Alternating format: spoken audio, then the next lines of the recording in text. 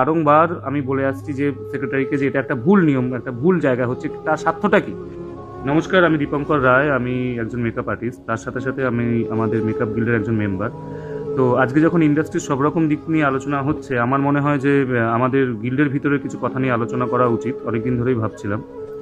তো সেটা হচ্ছে, বেশ কিছুদিন আগে আমার কাছে একটা প্রোডাকশন হাউস থেকে ফোন আসে। তো তারা বলে তাদের একটা রানিং প্রজেক্ট আমাকে করার কথা। তো সেই মুহূর্তে আমি বলি যে রানিং প্রজেক্ট মানে তো সেখানে একজন অলরেডি মেকআপ আর্টিস্ট আছেন, তো তিনি কি ছেড়ে যেতে চান বা তিনি ছেড়ে যেতে রাজি থাকবেন, তাহলেই আমি করতে পারি। তো তার পরবর্তী ক্ষেত্রে তারা যখন তাকে জানায়, মানে সেখানে যিনি রয়েছেন মেকআপ আর্টিস্ট, তাকে যখন জানানো হয়, তিনি যথারীতি গিল্ডে জানান। তো গিল্ড থেকে তড়িঘড়ি করে রাত্রি 11টার সময় আমাকে ফোন করা হয়। আমাদের সেক্রেটারি আমাকে ফোন করেন যে তুই একটা প্রজেক্টের কথা এরকম তোকে বলা হয়েছে, তুই কিন্তু প্রজেক্টটা করবি না।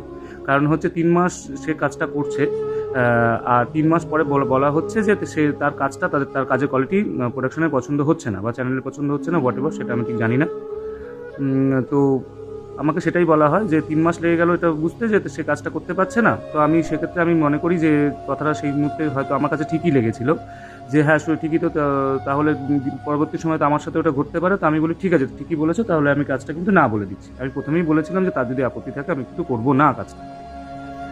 তো আমাকে যথারীতি গিল্ড থেকে বলার পর আমি তাকে কাজটা না করে দিই। কিন্তু পরের দিনের সিনারিওটা পুরো চেঞ্জ হয়ে যায়। চেঞ্জ হয়ে গিয়ে দেখা যায় যে মেকআপ আর্টিস্টের সম্মান স্বার্থে আমাকে রাত্রি 11টার সময় আমাদের সেক্রেটারি ফোন করা হয়েছে, সেই জায়গায় বা তার শেষ থাকাকালীন আরেকজন মেকআপ আর্টিস্ট গিয়ে যাদের মেকআপ নিয়ে সমস্যা হচ্ছিল তাদের মেকআপটা সে অন্য একজন মেকআপ আর্টিস্ট গিয়ে রেগুলার বেসিস করে দেয়।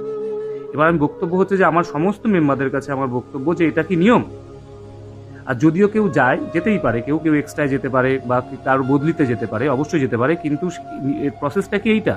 এবং সে দীর্ঘদিন ধরে কাজটা করে আসছে। আমি বারংবার বলে আসছি যে সেক্রেটারিকে যে এটা একটা ভুল নিয়ম, একটা ভুল জায়গা।